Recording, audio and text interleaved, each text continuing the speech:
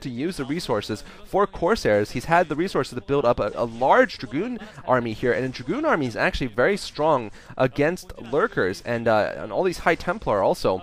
So YArnc could be in a bit of trouble, and now, belatedly, here comes the Mulisks, but I think he's probably just going to use them for anti-High Templar purposes, just to try to snipe off those High Templars. The Dragoon's trying to absorb some hits perhaps from the Lurkers, but the Lurkers are going to pick out that gateway. That's the only damage, though, I think he's going to be able to do. YArnc going in now with the Mulisk. He's doing a decent harass here, and really, YArnc could have done this 3-4 minutes ago, and he just didn't. Really, just I think just a bad decision for him, but or perhaps just not going with a set game plan and not changing, not really adapting fast enough, just like in the beginning when he got faked out by the probe, I think, or chose not to attack with his first Zerglings. He just assumed that there would be anti-air up by NBS and just decided not to go for Mulis, went for Scourge first, and that was pretty much it. That's all we saw. But YArnc still is in a decent position, though. He's managed to take down the Forge and the Gateway, but here comes some Storm. Oh, managed to hit a couple of the Mulis, but nice work there by YArnc, showing very nice very nice YArnc / luxury micro there. I like to call them the Broodling twins, because they're both Zerg, and they were born from the same egg, quote-unquote, haha. Or you can call them the Zergling twins, I guess. Interesting enough, an Overlord there, perhaps with 2 Lurkers coming for YArnc, and we'll see if he decides to execute a drop here. Perhaps he was thinking about it, executing a Lurker drop there, picking off the cannon or something, but perhaps it was just there. Actually, I think it was just there because it was the Overlord that was grouped up with those stacked Mulisks, so maybe I'm completely wrong. Anyway, so we're seeing a nice production here from YArnc. He's got another expansion at the 730 or 730 position. So 4 bases against 2, and the third one going up for MBS. A close game, I'd say, right now between the 2 players. Although I certainly think YArnc could have finished this game off quite a bit 2 times ago. Basically, he had 2 opportunities to take the game, and instead he's allowed it to go to the mid game. And we could be seeing a push now from MBS. YArnc, while he has a lot of production, I don't see a lot of units on the ground for him. And I believe MBS should have at least +1 attack. A +2 may have been cancelled because the Forge went down, but at least +1 should be up for MBS. And now we're seeing him chase around those Mulis. Very, very interesting, not going for the Corsairs. This is definitely not a common build for Protosses, but maybe one that Protosses will adopt now that fewer and fewer Zergs are going for the air units. I mean, we saw Savior do that actually against Spear. Well, I won't give away in which game, but in the MST, you should check it out. He went for a very fast Mulis rush, and that was very interesting. That's something you don't see very often, Zerg versus Protoss. And perhaps MBS is trying to innovate on that by going Templar first, because he knows there's no need for the Corsairs, because Zerg don't go Mulisks enough.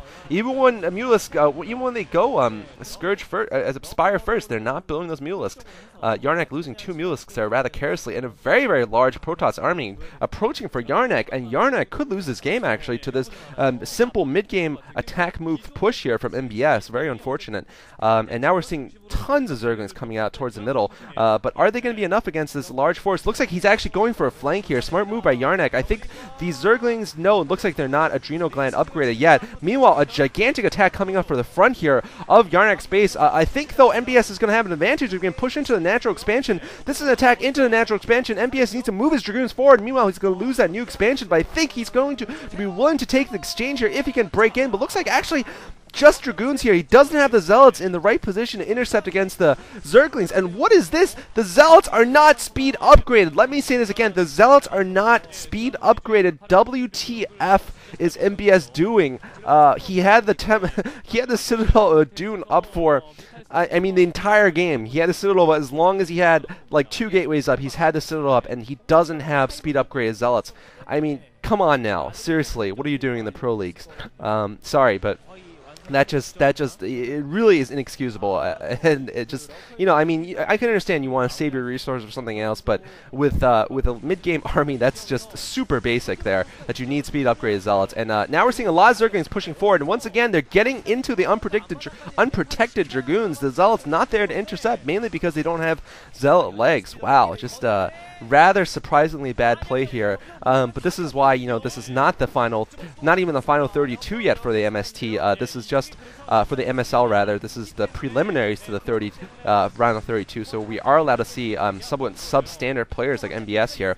MBS getting pushed off against what I thought would surely be a breakthrough here, but you know, several mistakes by him have really cost him that golden opportunity he had. And now his, of course, his new expansion at the 3 o'clock position was taken down, and now he's trying to expand again at 12 o'clock. But now YArnc has those crack upgraded hive level units, and really, we're going to see YArnc taking the advantage now, solidly taking the advantage. Looks like he's actually got a large unit here, right next to the natural expansion of MBS. He's going for a pincer attack here. MBS's force could be caught up here at the 12 o'clock location, and that could be their doom there. Once again, I'm gonna use the example of the Battle of Izandlwana.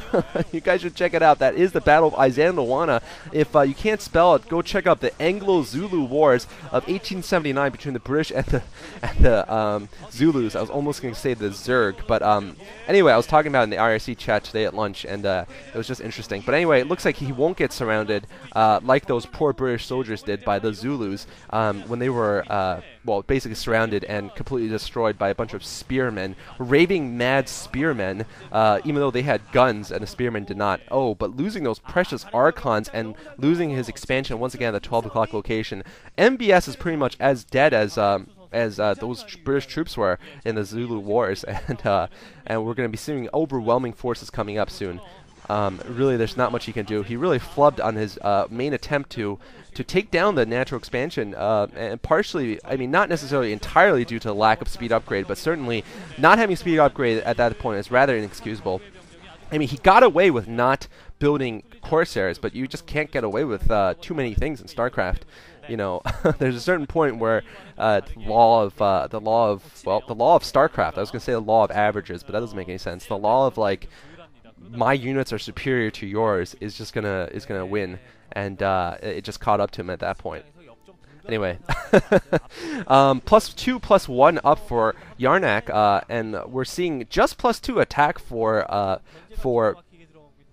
his face, MBS, his face. MBS only have +1, +2 attack, so even on the upgrades, and with 5 bases versus still the opening 2, this game is pretty much a foregone conclusion here. We're going to be seeing some very nice Zerg macro, though, coming up very soon from the Zergling twin here. Quite literally born from the same egg as Luxury was, the same fertilized egg inside his mother. Yeah, and why was I playing Jack from Lost in StarCraft? I mean, WTF, Lost, you know, I haven't even watched an episode of Lost since the end of last season. Nice show, but yeah, I did follow it very closely at one point. Anyway, now we're seeing the first Ultralisk coming out, and there's pretty much no answer to this. Not enough Archons from MBS, and I'll be expecting GG pretty soon from him once he loses the new attempt at an expansion he's coming up. Looks like he's managed to hold against these Ultralisks. YArnc, without any Zerglings there, he needs to get a couple of Zerglings to support, but looks like he's got a nice Lurker force there, and those Zealots getting lured into the Lurkers. The Zealots finally have those leg implants, but just a little bit late there. Just like the cavalry in all the you know, James Bond movies, they appear at the very last minute and they're like, "Hey, we're here to save you." And James Bond's like, "I'm already kissing this girl on some beach, and you know, I've already won."